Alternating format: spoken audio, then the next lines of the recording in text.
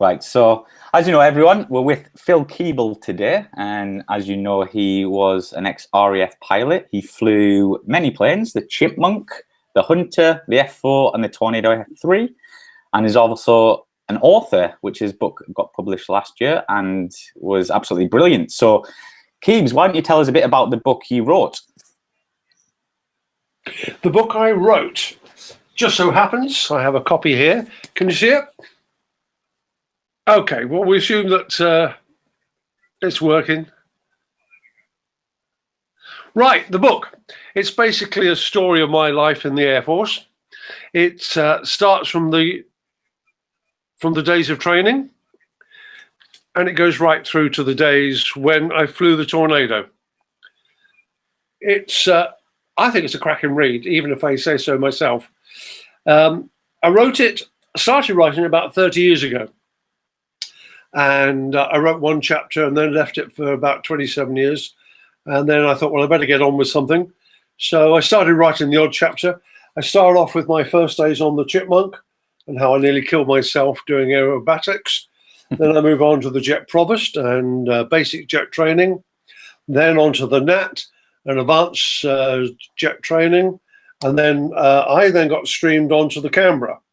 And all the way through, there are some very nice pictures of Canberras and Tornadoes and Chipmunks, and you know, it's a good and Phantoms, one of my favourite aircraft. And there's also personal photographs and all sorts in there as well. So I then got a ground tour after I was a QFI, and ended up on the Jaguar simulator. And I thought that was probably the end of my flying career, fast jets. But I got a chance to fly the Jag, which I did, went solo in it. And then I started flying the Hunter. And from there to the Phantom on 43 Squadron, and then to the OCU at Coningsby. And from all there, I then ended up staying on the OCU, but moving across to the Tornado F3. And I did 28 years altogether in the Air Force. And I thought, well, there's a good story there. The thing is, though, that as I talk to so many other people, they've all got good stories. All the people I have on Facebook and on Twitter, I talk to them, and they've got brilliant, brilliant stories. And in fact, I've incorporated one or two of the bits and comments from mates of mine, mainly navigators, who felt they could contribute. And I said to one or two of them, why don't you write a book? And they said, well, we couldn't be asked. So that's fair comment. But that's the first book. And then I'm now writing a second book, which is in conjunction with my old mate, Dave Gledhill, who's written a series of brilliant books. He's written this one, which is on the Tornado F3, which I can highly recommend. Mm-hmm. And then he wrote one on fighters in the Falklands, which is another one he wrote, which I think is even better because I was down the Falklands. And then one of his first ones he wrote was Phantom in Focus, which again is a brilliantly good book. So he's written those three that I've got. He's also written a whole load more on flying out of West Germany and being involved in that. And he's written other books on operational testing, and he's written about 7 novels, I think. So he's a prolific writer. Anyway, we all wanted to write another book, but we weren't sure the subject. So Dave and I were chatting about it one day, and we decided to write a book between ourselves. So I write about what it was going through pilot training, and then Dave writes about what it was like going through navigator training. We go right back to 1965, and the theme of the book is basically, sorry, I'm just reading a comment on the side. The theme of the book is basically how do you train a Phantom Cold War crew? We haven't got a permanent title or a fixed title. It'd probably be called something like Per Adua. And the reason it's called Per Adua, the motto of the Royal Air Force, is because this year is the 100th anniversary of the Royal Air Force. And so we thought it was a good time to bring a book out about the Air Force. It's also, in May, the 60th anniversary of the conception and the flight of the Phantom. So we thought that would be another good opportunity to write about that. And the Phantom's always a big seller, because people just love the Phantom. And it is one of the world's most iconic jets, no doubt about it. So anyway, Dave and I, we got together. I wrote the front bit, he wrote the back bit. And we've just finished this week amalgamating the two halves of the book to make it into a seamless and I think a brilliant book. I'm not just blowing my own trumpet or Dave's trumpet, but it really is a good book. I've read it, the proof side of it, and I love it. Dave said to me today, he said, I've just been rereading it for about the third time, and he says it still makes me chuckle in places because we wrote it as aircrew, not as necessarily as novelists or writers or anything, but as aircrew would talk to you over a pint in the pub. We just wrote it, and it gets a little technical, being specifically about the Phantom, but I don't think we can help that because I think it will appeal to those who want to know something about training, those who want to know something about other aircraft, and those, of course, who want to know all about the Phantom. So that, hopefully, we're talking to a publisher at the moment, and that's the publisher who did our first 4 or 5 books, and that's Fonthill. I spoke to the publisher today, and they're making a decision. The signs are good, but nothing's set in concrete. So as we say in the Air Force, it's set in aspic jelly. In other words, it will wobble around a little bit, and it may come out as and when, but I should be able to announce something on either Dave's Facebook page or my Facebook page or on his website. I'm having a website built as we speak. Should be up and running in, next week, and we'll announce things on there as well. Let's have a look at the questions. Someone's jealous of my flying career. Yeah, actually, that is a very good point, the Ralphster. I consider myself exceptionally lucky to have flown in the Air Force. Exceptionally. I had, to my mind, probably the best job that any young man or woman these days could wish for. I flew around the world on Canberras, and I did an enormous amount of combat on the Phantom and the Tornado. I flew fast, I flew high, I flew low, I flew slow, too slow at times. Nearly killed myself once or twice, which, if you've read the book, you can read all about. I'm reading the comments at the same time. One from Nick Ashwell. Where can I get that office?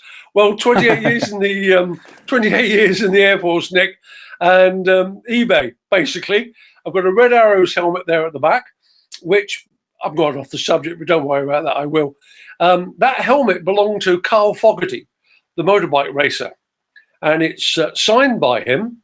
I won't stand up and get it because, well, I might do at the end. But it's got the red arrows. That's the helmet he flew when he flew at Scampton. I've got all the paperwork for it, the form he signed. And I managed to find a collector who was selling it, and I bought it off him. Yeah, bit expensive, but there isn't another one in the world. The helmet to the other side of it is my 43 Squadron helmet, which has got the black and white checkerboards on with the scarf. There's an oxygen mask on that one. And then around the room, I've got my flying badges over this shoulder. Wait for my hand to catch up 20 seconds later.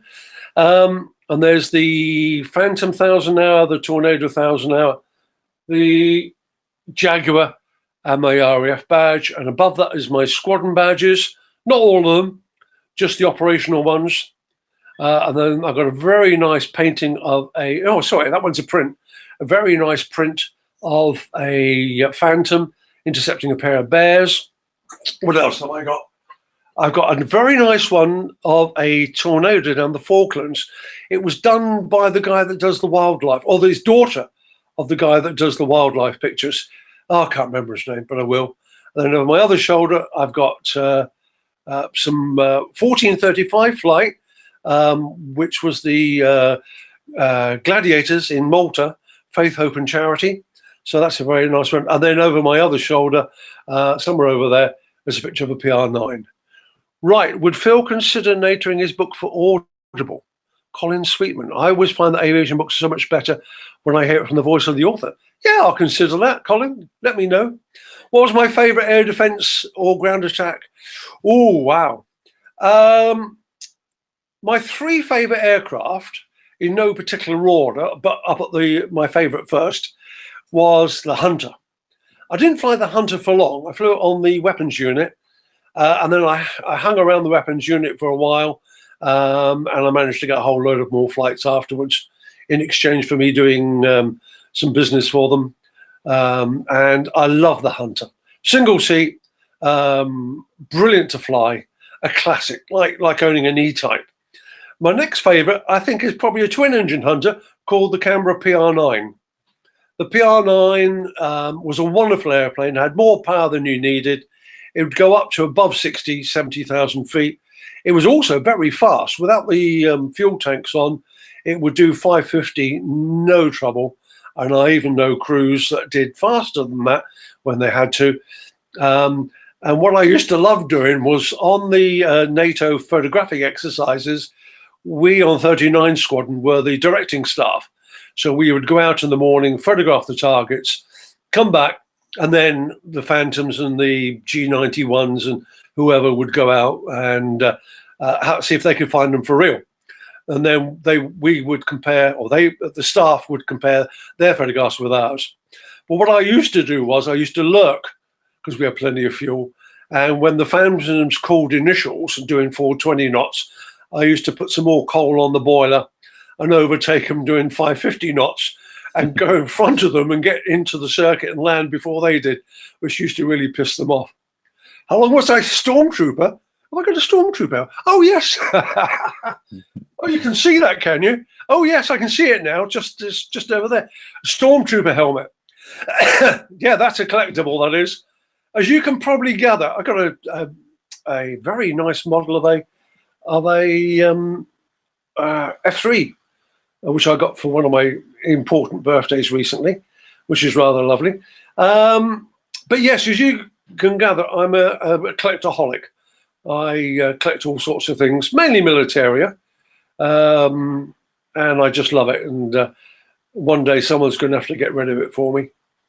Am I retired? John Senna. Yes, I am. I retired. I came out of the Air Force, what they call the Peace Dividend, which was about 1990. Well, it started a bit earlier than 94. But basically, after the end of the Cold War, as such, they decided they had too many airplanes, too many aircrew, time for some of you to go. So they made me an offer, which wasn't a brilliant offer, but it was a good offer. And I left, became a civil servant for 2 years as a civilian tornado instructor, would you believe, which was a bit incongruous because I knew a lot about the tornado, having flown it for 4, 5, 6 years.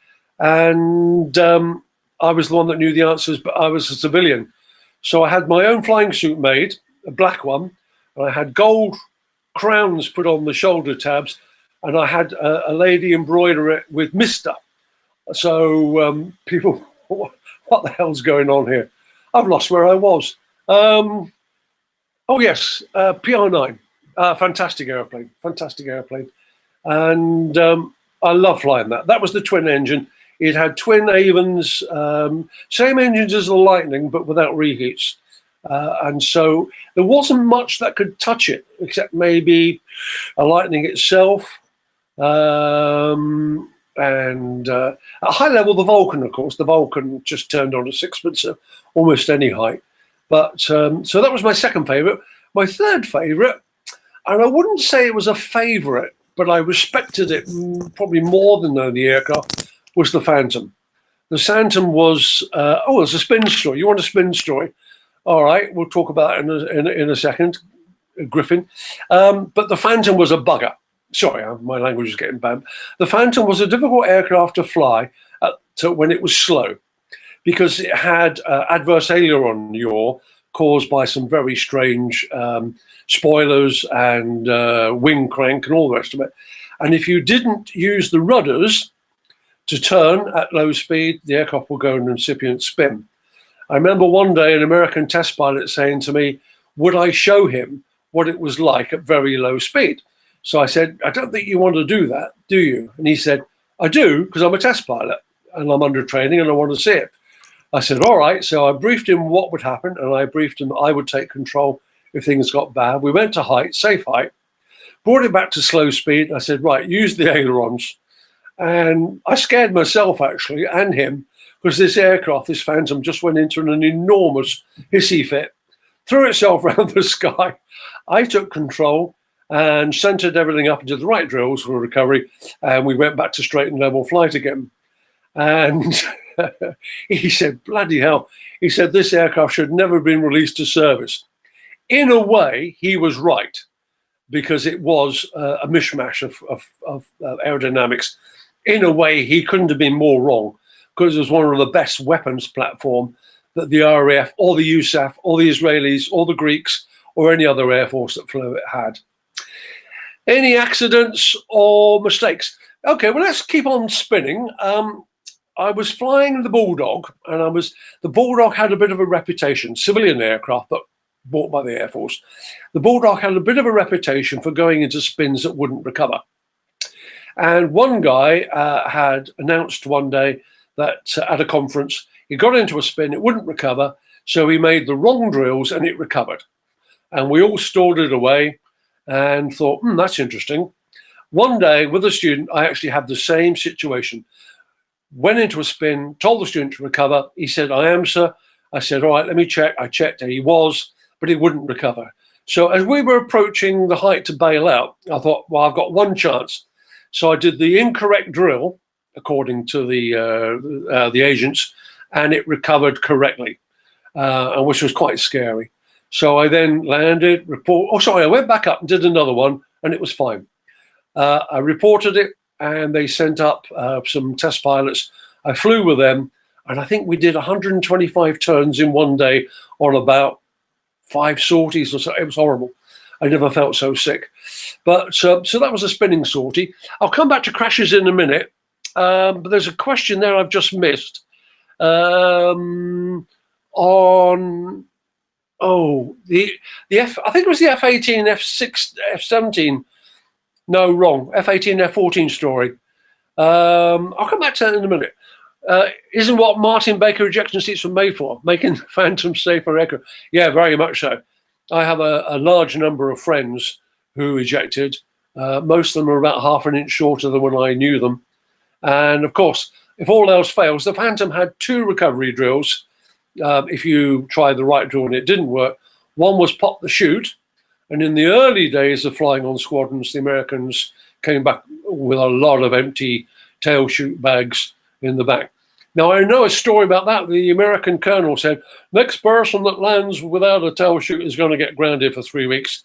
And then the boss of the squadron went to the colonel and said, you don't want to do that, because if they get into a spin, they won't pull the tail chute and we'll lose a Phantom. So he rescinded that order, and it was still in place when I was there, that if you had a spin, you pop the tail chute. Failing all that, excuse me, the bottom line was, when it got dangerous, you pull the Martin Baker, and away you went out of the aircraft and onto your main chute. Right. One piece of advice for IMC and night ratings. Yeah, don't cheat. It's easy to cheat. It's easy to look out. Again, I'm full of anecdotes. If you don't like them, I think Coronation Street's on now. It is soon, so watch Coronation Street. But anecdotes, yeah. A friend of mine, I won't mention his name, we went through training together. I know for a fact that he used to look out occasionally when he was under the hood. And when he got a bit disorientated, he would have a quick look at the real world and hope that nobody would notice. Fine. He got through the basic jet course, he got through the advanced jet course, and he was did the weapons unit, and then ended up on Lightnings. Anyway, one night, he said to the powers to be, I can't do this anymore. I cannot fly a Lightning at high speed, at low level, at night. It's too scary. And as a result, I don't know what he's doing now. Nice lad. It's a shame he had to go. But one of the exercises we used to do, which was same as in the Lightning, was we would go down to about 1,000 feet over the North Sea, which is as black as the Ace of Spades, and we would accelerate with the instructor, and to begin with myself as the student, and then later myself as the instructor in the back, we would accelerate to supersonic.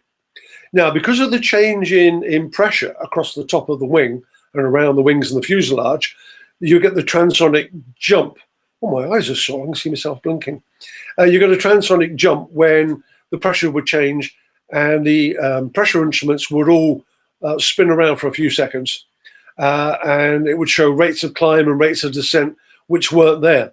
Now, the Lightning had a particular nasty habit of showing the altimeter disappearing to below sea level, which, as you can imagine, on a dark and stormy night was very disconcerting.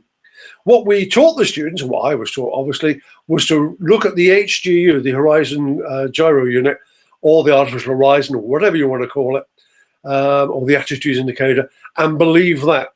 That wasn't going anywhere. And so you had to put your trust in your instruments. If you didn't, then you'd get the leans or vertigo, or you get disorientation, and you could end up in all sorts of trouble. So don't cheat, and believe the important instruments. I don't suppose modern aircraft, of course, have got very clever computers which know this is going to happen, like the Tornado and the Eurofighter, EFA, what do they call it now, Typhoon, and they stop a lot of that happening. So don't worry about it. What's another question? Have I ever flown with FLIR? No. Enhanced Vision System. Only NVGs. NVGs, brilliant. I flew one of the very first ones on QRA up in Scotland, and you could see airliners flashing away. I don't know the distance, but you could say probably 40 miles away. You could, well, when we first got them, we used to put them on and creep. So I'm laughing at my own anecdotes. Never to be done. We would creep around the airfield with our NVGs on and jump out on people, and they wouldn't know we were there until we went boo or something like that. Very naughty. So, yeah, we used to fly with NVGs, which was good. We didn't in the PR9, and we were supposed to do night low level in the PR9 with what? A radar altimeter. And that was it. So we used to fly around routes around Britain mainly, and then we'd go off into a range and we would drop our night photo flashes. And when I did a trip like that in daylight one day, it scared the pants off me, because I suddenly realized just how close we were to the ground at times. It was all perfectly safe. It was, I think it was something like not below, highest ground plus 1,000 feet. 15 miles either side of the track or something like that. But even having said that, I remember one night, I thought we dropped our photo flashes in the range until we got back to base and the film was developed. And there on the film in black and white, there were houses and schools and churches and shops and things. And I got a real good bollocking for that. I've still got it in my logbook. My logbook was stamped by it. Right. Have you ever seen anything? Yeah, UFOs. You've obviously read the book, or you're something on a bikini. No, I'm not going to answer that one. Right. What was I going to say? Oh, yeah, UFOs. 3. One night I was flying over the Mediterranean in a Canberra at medium to high level, and I saw below me, I saw a ball of fire, which I could see reflecting in the water below. So there was nothing underneath it. I could see that around because it was quite a big glow. Excuse me. This was in the days before oil rigs and all that sort of stuff. Well, that's better. So I don't know what that was. And I told my navigator, and he had a quick look through his periscope, and he could see nothing that would explain what it was. Very strange, that one. I don't know what it was. On another night, I was looking out, idly watching the stars, and one star, 2 stars together, twins, one rotated round the other through 270 degrees and then shot off at an enormous speed in a westerly direction. And I thought, what on earth was that? The third UFO I spotted, I reported to the radar this time. Normally in the Air Force, we didn't. We normally kept quiet about it because, the Air Force wasn't always that keen on knowing about them. And then coming towards me was a bright light, a round bright light. So I said to the radar unit, I said, I've got this aircraft coming towards me, or this object coming towards me. What have you got on radar? And they said, nothing on radar. I said, well, I can see it. And they said, there's nothing on radar. So I thought, oh, great. So I said to my navigator, Jim, I said, look, can you see what that bright light is ahead? He said, yes. I said, what is it? He said, it's Venus. So I said, oh, a planet. Well, I don't think we'll hit that tonight. And carried on. But I felt about that big, not knowing my planetary system. Right, how much time did I spend planning a sortie, excluding QRA? And did it very much depend on type? Yes, the PR9, we would, first of all, get a supply of maps wherever we were going, around the world or in this country. And then we would spend about 45 minutes cutting, pasting, plotting where we were going to go, pre-IPs, IPs, turning points, targets, all that sort of stuff. And then we would talk about it together as a crew, and then go and brief and go out. So that would take probably just over an hour. If you're in the V-Force, that same sortie would probably take 3 hours, because they then go off for a 2-hour meal, which we didn't get. In air defense was you briefed normally half an hour before the sortie. Now that meant that everybody sat in the room and you told them all the frequencies, the aircraft, the radar allocations, what you were going up to do, the aim of the sortie, the weather, everything you can do. And that would take half an hour, and then half an hour to go out to the jet, do the external checks, the walk rounds, start up and go. When I went on tactical leadership program, we used to work with, obviously, either in one day we would be the support and the protection for the mud package, and on another day we would be the homeland defenders. Well, that was great fun. On the days when we were the support for the guerrilla, we would all go into a room, the main briefing was given, and then they would turn to the air defenders and say, air defenders, you can now go off for a well-deserved coffee break while the mud movers do all their scribbling and drawing and plotting bombs and what stuff. So I would think the mud movers will take at least another 40 minutes after we had just chatted about what we were going to do before they were ready. So yeah, so that's a good question. I like that one. Do I think those UFOs, aliens may be watching? If people might think I'm from another planet, I can assure you I'm not. But yeah. Oh, there's a good question come up. Don't let that one go. I'm sure Keys will answer your question he's just missed, Michael Hughes. Aircraft you wish you could have flown. Excuse me. Two, basically. The first aircraft I wish I could have flown, and I was given the opportunity to, and to this day I bitterly regret it, was the Spitfire on the Battle of Britain Memorial flight. When I arrived at Coningsby from Lucas, the station commander said to me, a guy called Bob Arnott, he said, Phil, I'm hoping that you'll be joining the Battle of Britain flight. And I went, well, actually, so I got 3 very small children who need me at the moment, more than the BBMF do. So I'll take a rain check. When my kids were old enough not to appreciate me anymore, and fathers will know what I'm talking about, apart from being a taxi service, of course, I thought, oh, right, now's the time. And of course, there were no vacancies. Now, I bitterly, bitterly regret that. And do my kids care? No. Do they heck? Well, whatever they usually say, get over it. So I've got over it. I regret not joining the Red Arrows, but that, I mean, I've flown the Hawk, so that's all right. But they wouldn't have me, which I think was a gross mistake. But the aircraft I sat in, no, I've got another one. Sorry, I could probably go on all night. I was also offered to fly the Mosquito from the Strathallan collection up in Scotland, but just before I was about to do any business with them, that went bankrupt, I believe, or went out of business. And I think the Mosquito they had went out to Canada. Now, Mosquito, yeah, lovely, lovely airplane.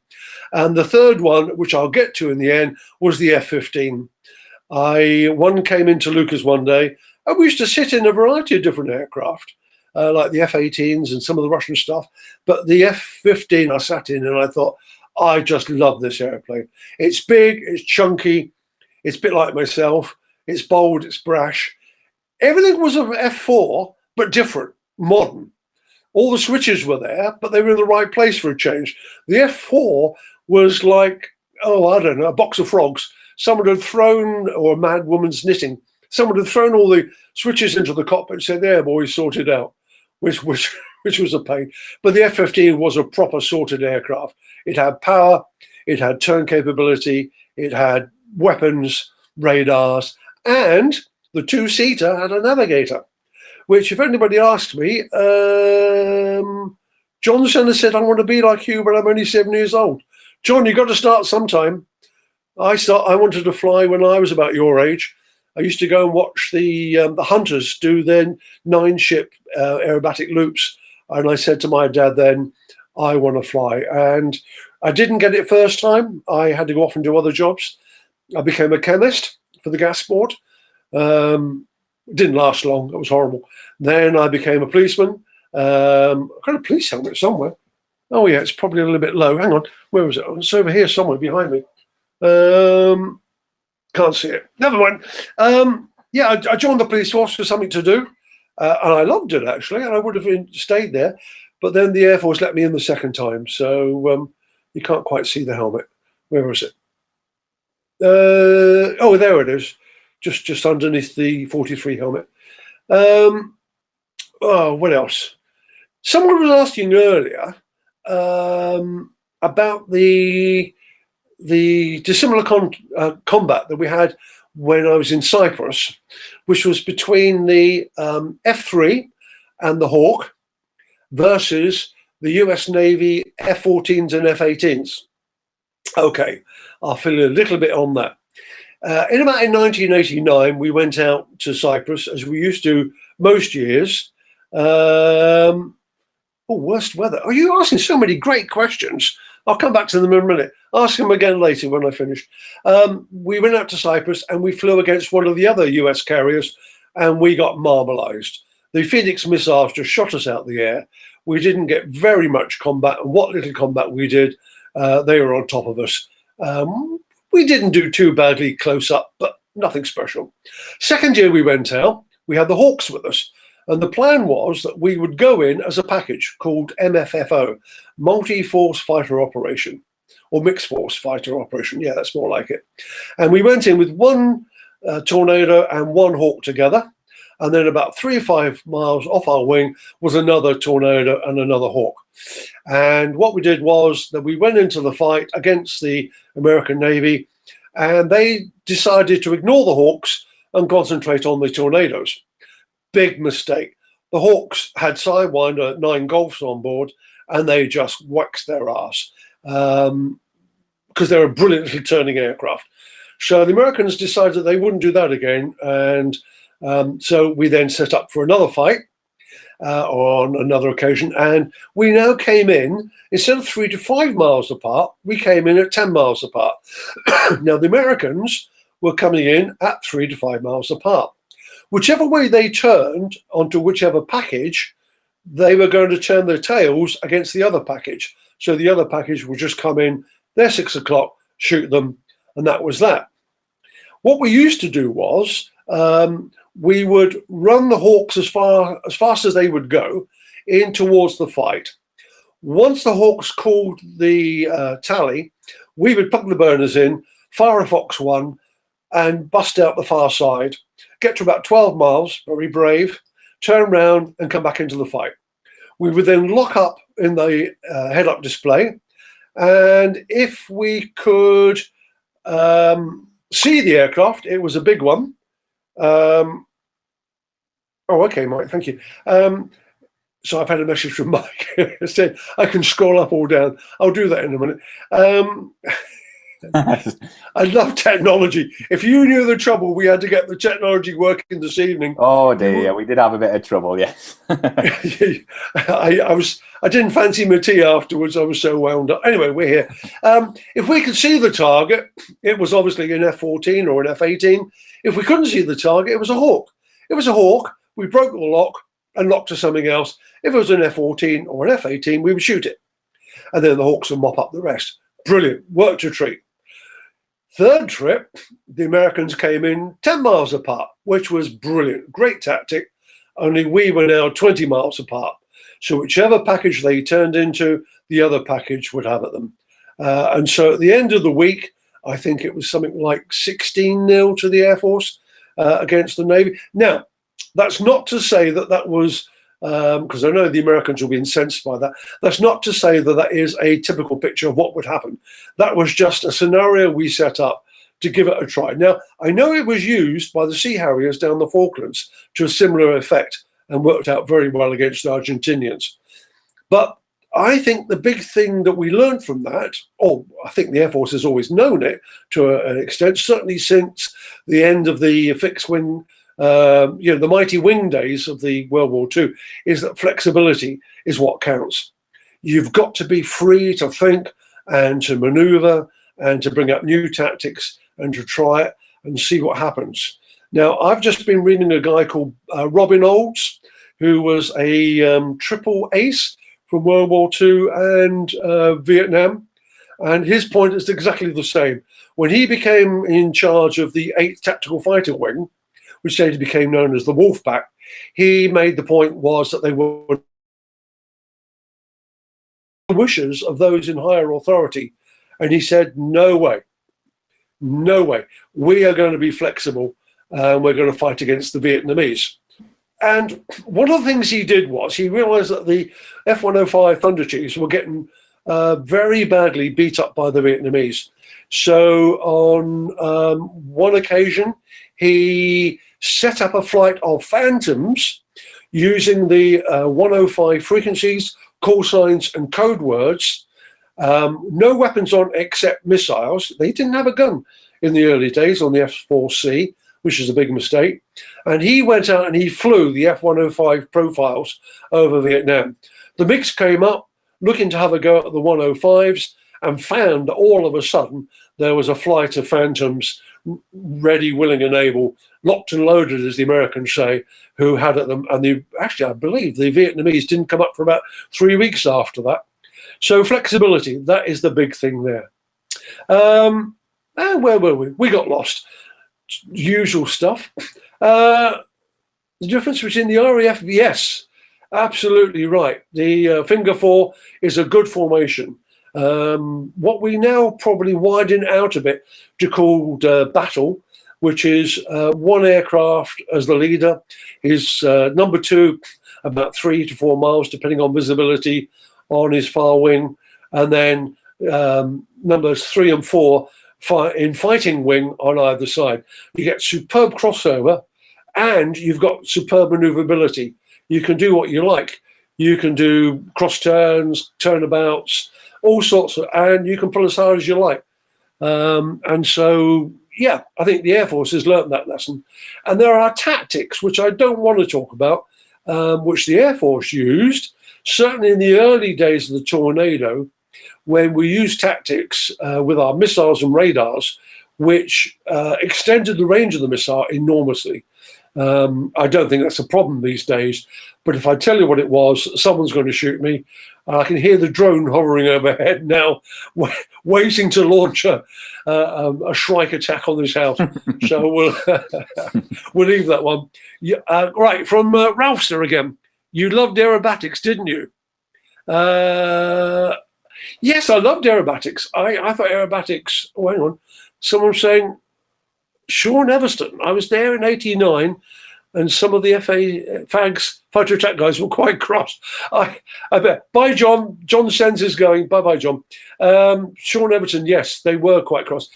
I'll come back to the aerobatics in a minute from Ralph's. But yeah, the Americans, I'm afraid, don't like losing. There's no point getting cross, no point getting mad. You've got to get wise, and that's the big thing about all these things. You're going to get your arse shot at some point in your career. You've got to learn the lessons. What did I do wrong? What did they do right? How do I stop it happening again? Signing the official secret acts never expires. Yes, you're right to an extent. It never expires. So I'm trying to keep away from anything that that is a bit too controversial. And we have to. When we write books, when we talk online, it's very easy to get carried away as if you were in a real bar, shooting the breeze, spinning the lines, and realize that you're actually on public modern videos, and that's going to be dangerous. Aerobatics. Let's go back to aerobatics. I loved aeros. I started in the Chipmunk with the loop, then the barrel roll, and then I tried a slow roll, which my instructor showed me. And then when I was on my own, I thought I'll have a go at that, and nearly killed myself. I ended up flying through a Cotswold farmyard, very, very, very low and very, very fast, for a Chipmunk anyway. And I thought, don't do that again. But as I got more confident, you get to put a sequence together: stall turns, noddy turns, hesitation rolls, Immelmans, whatever they call those. The one thing about a lot of RAF aircraft is you can't really do flick maneuvers, which a lot of the civilian aircraft can do. And I love watching some of the flick maneuvers from the Stamps and the Zlins and people like that. By the way, did an AIM-54 ever shoot down any in combat? My understanding is they shot them as decoys. Yes. The AIM-54, we thought at the time, were... I'll come back to the weather forecast one, Colin. Don't go away. I promise I will. We thought the AIM-54 Phoenix was probably the biggest and bestest thing in the world. And there was no defence against it, except go into a hardened aircraft shelter and stay there for the rest of the sortie. I now hear stories coming out from people who've done exchanges with the Americans and did some flight testing that the AIM-54 wasn't probably as perfect as was led to believe. But that is the thing about having a weapon. It's not necessarily having to use it, it's making the other side realize that you could use it. They don't know what it can do. What do they call that? Disingenuity or whatever, spoofing. And I think that the AIM-54 was quite a potent weapon without ever having been fired, because I think a lot of people would do what we wanted to do, which was run away bravely and then come back another day. Of course, now you've got all sorts of ASRAMs and AMRAMs and A3Ms and things, and now they really are top of the art. And so it's a dangerous place to fly in a combat zone these days, so send up a drone. Let me just... LZ. Okay, there we go. I'll talk to him in a minute. I'm going to come on to the weather, but does any of your RAF flight hours go towards your PPL? Very few. A lot of my friends came out in the 80s because the Air Force was not too happy a place to be. And they had to go out and get their civil license. So a lot of them enjoyed it. I got friends who loved it. But I looked at going out, and it would cost me quite a lot of money, probably about 4 months, 5 months pay to get my licenses. You had to start from square one. You get a PPL probably, a rubber stamp, but you wouldn't get any more like a CPL or an ATPL. And I didn't have the money. I had 3 kids, and the pay was awful.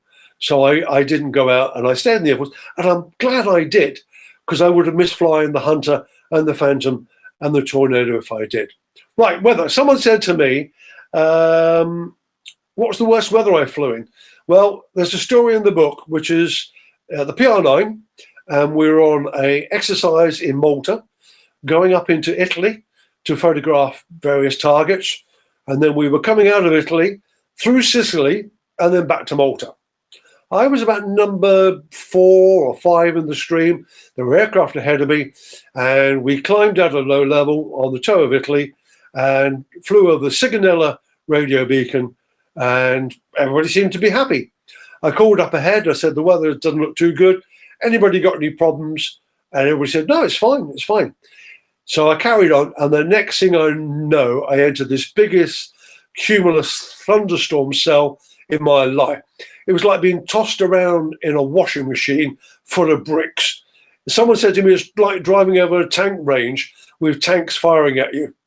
Lightning zapped us, Hail broke the front windscreen. Luckily, the PR9 had 2 windscreens.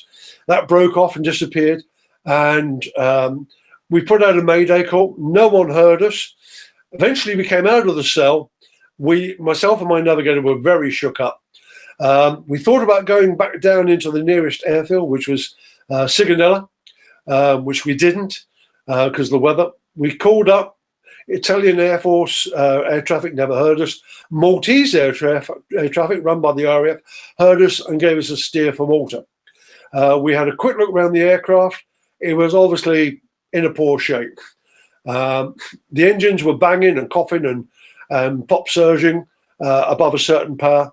Set up on a long straight-in approach into RAF Lucca in Malta, and then we landed and shut down just off the end of the runway. We climbed out, and the fire crews met us, the engineers met us, and we looked at the aircraft, and it was like someone had gone at us with a sledgehammer and a baseball bat. The engine intakes were hammered to bits. The nose cone was damaged. The navigator could see daylight out of his nose cone, which was solidly painted, and no way he could have seen daylight. There was half the fin had gone.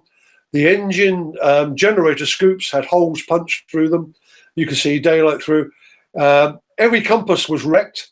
And because it was a good day, we actually managed to fly visually. And that was it. We never saw the aircraft again. It went into the hangar. It was deemed too bad to repair in Malta. And so it ignominiously was put aboard a ship and sailed back to the factory in Belfast, Shorten Harlands. And I don't know what happened to it after that. So that was the worst weather. The big problem was, after that scared the pants off me. And every time I saw a thunderstorm after that, I tried to stay well clear. Well, of course, when you're flying around Singapore, Hong Kong, the Far East and Africa, you can't avoid the bad weather. And you have to go through weather. We didn't have cloud warning radar or anything. So we had a technique. It wasn't a very good one, but there we are. Right, I'm getting off the point. How did the Canberra cope at high altitude? Yes, Mirage 3s. They used to come up at us from France. When we flew across France, we would put a thing on the flight plan that said embellish. Embellish meant you're welcome to have a go at us. Now, we couldn't evade in the middle of an airway, but the French used to come zooming up, and you could see them coming up because you could listen on secondary radar, and they would sort of appear about 10,000 feet below you and then just drop away and go back and have a glass of wine or whatever the French Air Force did. But when you're in free airspace, I flew against Mirage 3s, 5s, the bombers, the 4s, the 2000s, Lightnings, anything really. And the PR9 could outturn almost anything. Just to give you a story, do you want another story? Everybody say yes? Yep, everybody said yes. That's good enough for me. When we were in Singapore, I was in a PR7 doing the survey of Borneo. And I had 2 navigators with me because the PR7 carried 2, not 1. And if we didn't take any film because of bad weather, we would then come back to Singapore and would either come back at low level over the South China Sea and we would beat up the odd Chinese junk or whatever, or we would come back at high level and say to the Lightnings in Singapore, come and have a go at us. So they did. And I'd got their secret frequencies, which was a bit naughty, but I knew what frequencies they were on. And so I heard them come up. I knew they were there. And I heard them swing around the back. And I heard them call Judy. Now, Judy is the call. I've got visual with the target. The radar sight on the ground can shut up. I knew I was trailing contrails. So all I did was I pulled the nose up and swung it over into a turn and to throw the Lightnings off. Unfortunately, I was right at the maximum height of the PR7 at that time, which was about 48,000, and flamed both engines out, which stopped the contrails, which confused the Lightnings. It also confused my 2 navigators, who wondered what the hell was going on. Obviously, I had to descend, and I descended in a turn, a 360 turn. I got 1 engine back quite quickly. And then as I leveled out about 20,000 feet, I got the 2nd engine back. All so far, so good. As I continued my turn back towards Singapore, I spotted the two Lightnings ahead of me, still trying to find out where I had gone. And they were looking on radar, GCI was squawking, my navigator had put out a mayday, again no one had heard it.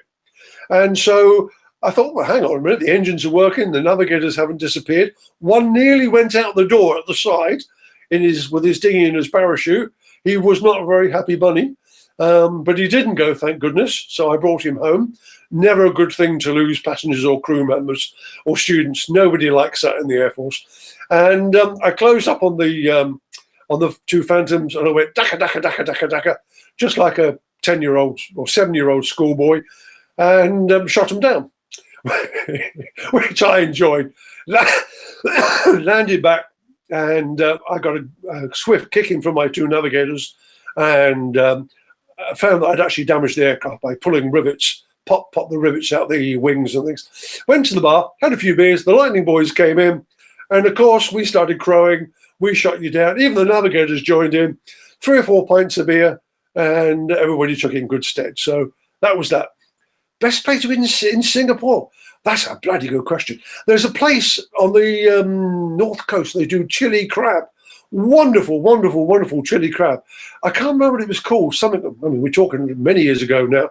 Something like the Seaside or something. Got taken there by a guy with a Ferrari one night. That was a fun night, that was. Oh, right. Rhodesian Air Force. Yeah, the Rhodesians and South Africans, Rhodesians especially, I know some of them, and they were even madder than I was, or the Air Force. Best and worst instructors you had? Oh, good. Reheat Sunset. Excellent. Well done, Colin Sweetman. Best instructor? Oh, that's tricky. That is very tricky. I came across an enormous number of very good instructors.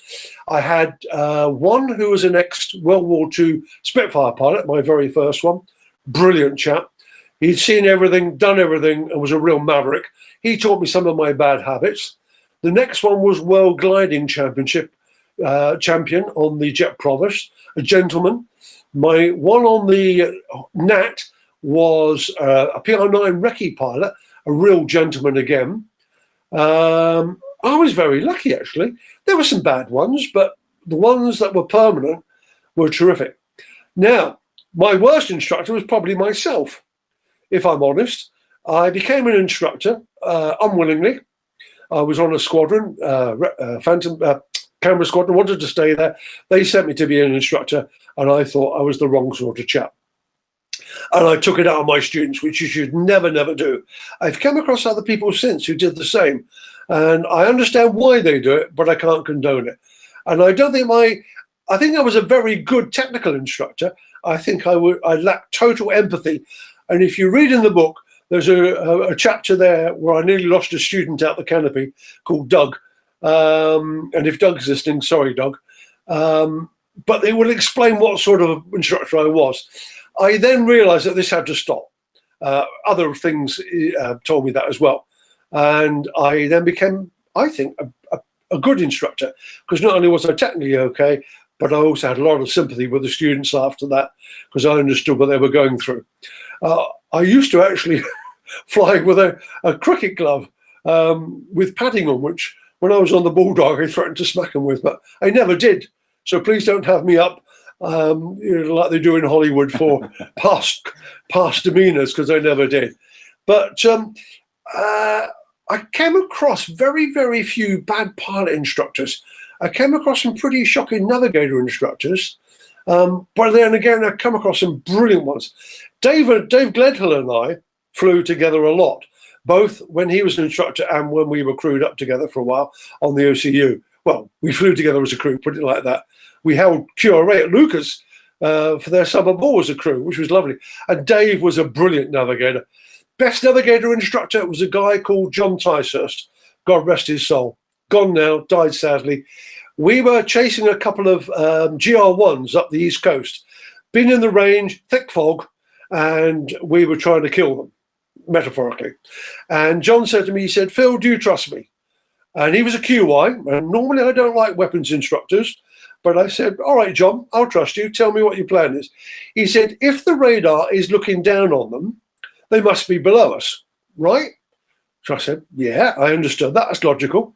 Therefore, if they're flying along at 250 feet and avoiding whatever's out there, rigs, ships, whatever, and we just keep behind them, we'll avoid the same obstacles, right? And I went, yeah, I can see where this is going. He said, right, let's go and have them. So we did a Fox 1 on them in the head, turned around the back, let down to what I thought was about 1,500 feet, which was in fog or thick cloud. And I thought, well, that's it. John said, right, I've got them below me. They're about 6 below. Go down slowly.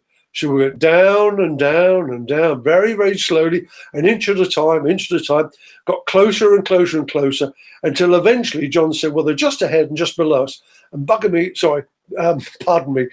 blow me if they didn't appear out of the mist.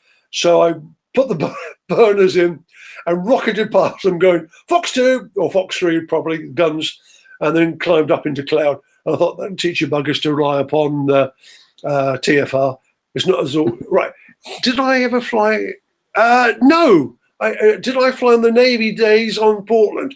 No. When I came out of the Air Force, I wanted to fly for FRAGU, the Fleet Replenishment Aerial Summit Unit. I don't know what it stands for. But long story short, they lost my application form, so they said, and I ended up working for British Aerospace instead.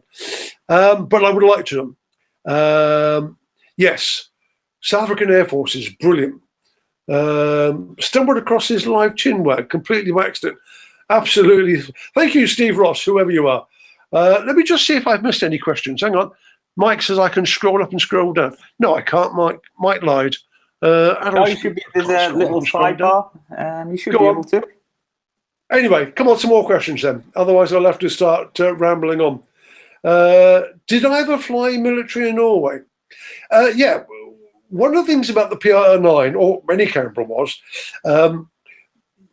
the sort of targets you had, and I think I can probably say this, our targets when I was in UK were in Russia, and when the targets when I was in Malta were probably round that area of Turkey going north.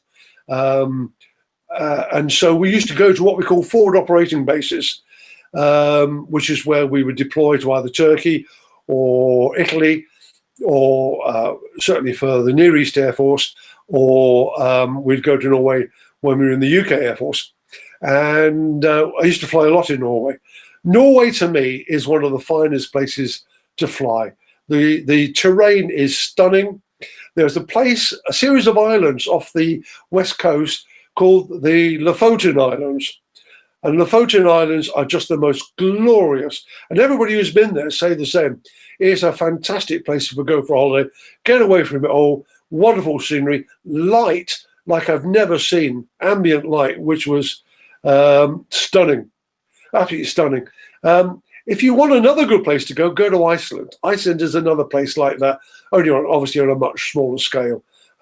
Mike says, I've got 10 minutes. Would I like to fly in the Harrier, Phil? Ooh, low-level RAF, who are you? I wasn't good enough, I must be honest. I wasn't particularly brilliant in training. I was average. It was only through sheer experience that I got above average. And I don't think I would have been good enough to fly Harrier. I probably would have killed myself. Same, funny enough, had I not gone to cameras. If I'd gone on to fighters, I'm pretty certain that I would have wiped myself out on a Hunter or a Lightning or something like that. And so I was very lucky. I flew the camera with a navigator, got the experience, made the mistakes, learned my lesson, and used those lessons when I eventually came on to fighters. I admire the Harrier. I don't know why we've scrapped them.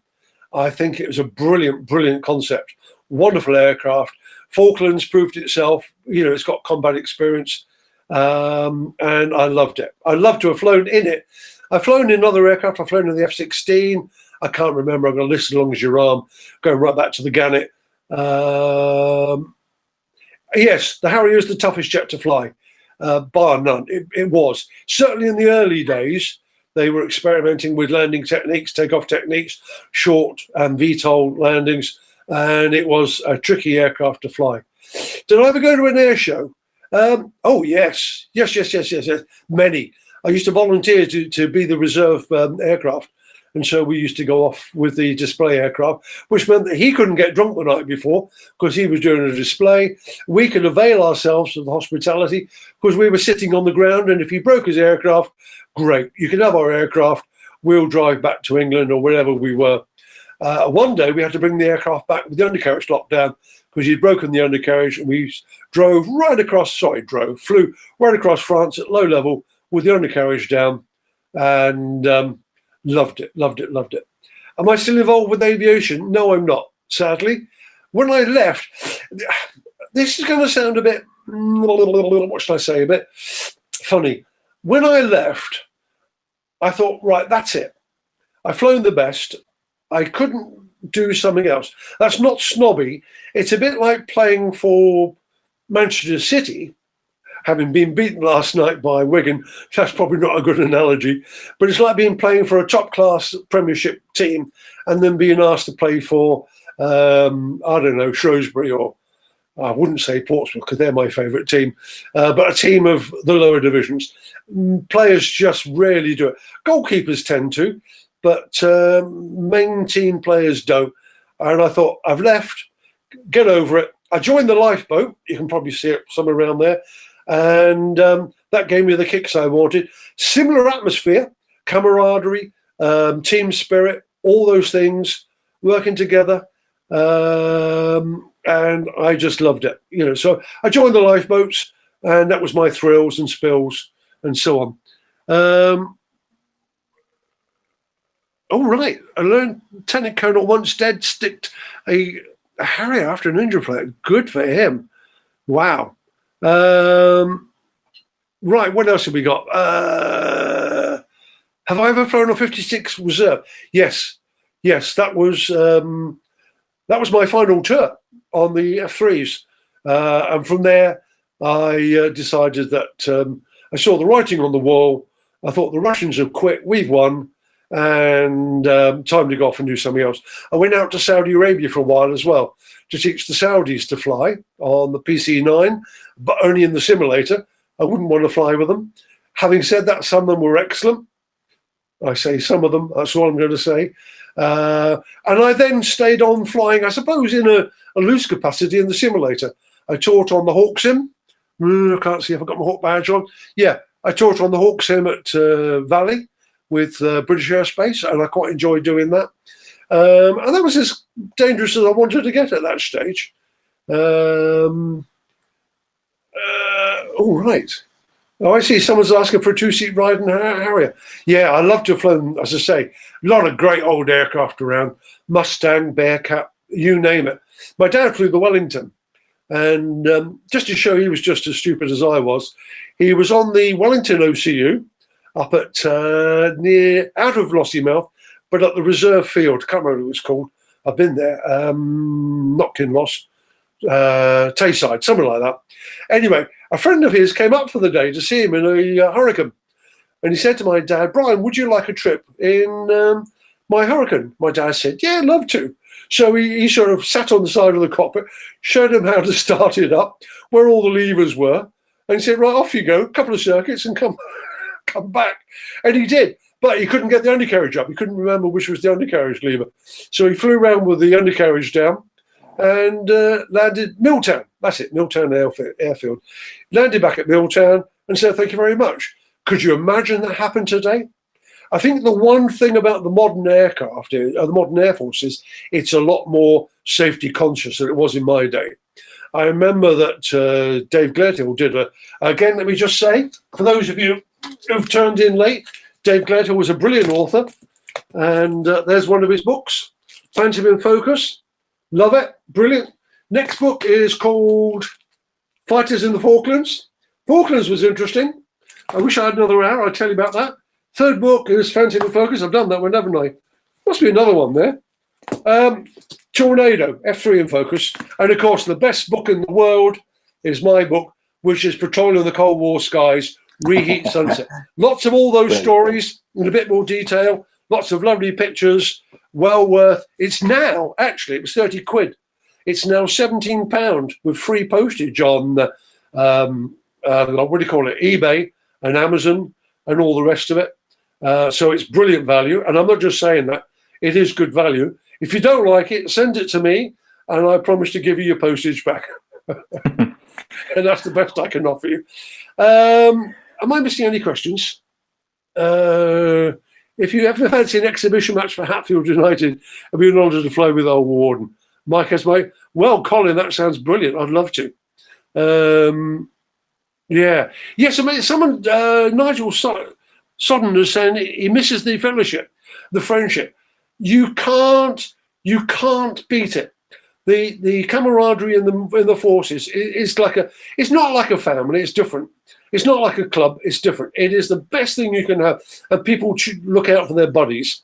And if they don't, they soon leave. Falklands, good grief! My last scramble. I'll tell you that one. My last ever scramble. I was in the Falklands on tornadoes. My navigator was an ex-fighter controller, and which plane out of history would I fly? Spitfire or Mosquito, easy. And my navigator was a fighter controller, and the little box in the corner that connects you to the fighter controller master clicked, and he said, Phil, he said, I think we should go and have a pee. So I'm having a pee, and all of a sudden, the voice comes over the tannoy, alert, QRA. So my navigator's gone. I'm doing up my zips, desperately trying not to wet myself, and I run for the aircraft. As I'm running for the aircraft, I suddenly realised there are two pilots running for the same aircraft. I'm going for the wrong one. So I say to my other pilot, bye, I'm off, turn round, ran for the right aircraft, got to the right aircraft to find that my navigator was in, the power was on, the radar was coming up, the inertial navigators were coming up. I thought, oh, bloody hell, I'm late. I better do a quick one. So I strapped in. I didn't do my leg restrainers or my arm restrainers. I just put my shoulder strap on, my lap strap on, started the right-hand engine, almost instantaneously started the left-hand engine, waved the chocks away, told the ground crew to bugger off, and closed the canopy as I taxied. In fact, I think Clive told me to shut the canopy. I've forgotten that. Short access runway, burners in as we went up the short access.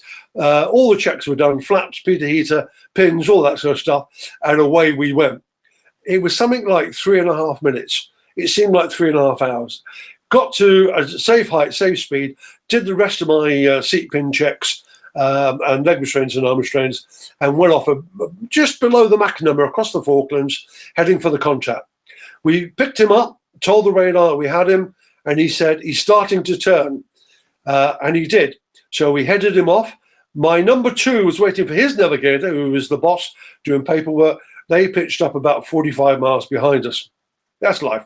Anyway, Clive said to me, that's my nav, we're probably just going to make him before he leaves the edge of the Falkland zone. And sure enough, as we got towards the edge of the zone, there was cloud. And someone said, he's hiding in the cloud. Who was that someone? That was me. I said, he's hiding in the cloud. I'm getting carried away now.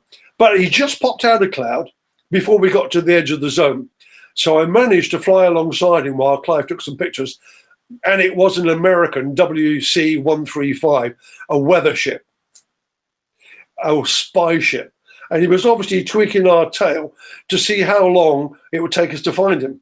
Normally, we were allowed 15 minutes. 10 minutes or better was what we like to achieve. And Lightnings and us could probably do it in half that time again. And so obviously he hadn't allowed enough time. We caught him with his pants down, flicked him the bird, rolled over the top, and then just hit the edge of the zone and flew back to Mount Pleasant, to land. That was my last ever scramble. I got pictures somewhere. In fact, they're in the book. Do you want me to see if I can find them? No, it would be taking too long. I'll talk. Oh, there he is. There he is. I don't know if you can see it. WC-135. And on the other page is a Russian, which I intercepted.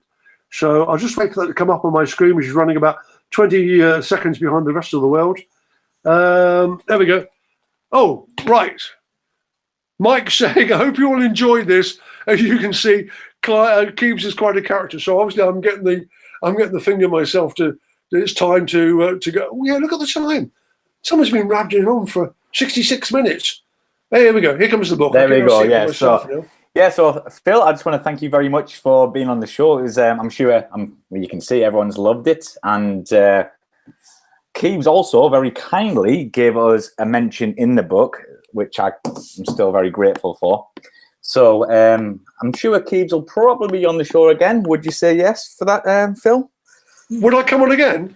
Yeah. You've gone very faint on me, Mike. You'll have to talk up a bit, because obviously I've turned off the sound for YouTube. Would I come on again? Yeah, but I think I've probably exhausted all my anecdotes. It's best you go and read them. Yes, honestly, some great questions. Some really, really good questions. I really enjoyed it. Thanks very much, everybody. Yeah, so thanks again. And yeah, go and make sure you pick up Phil's book, which you can, as he says, you can pick up on eBay or Amazon now. And yeah, so thanks very much, everyone, for joining us. And a big thanks to Phil.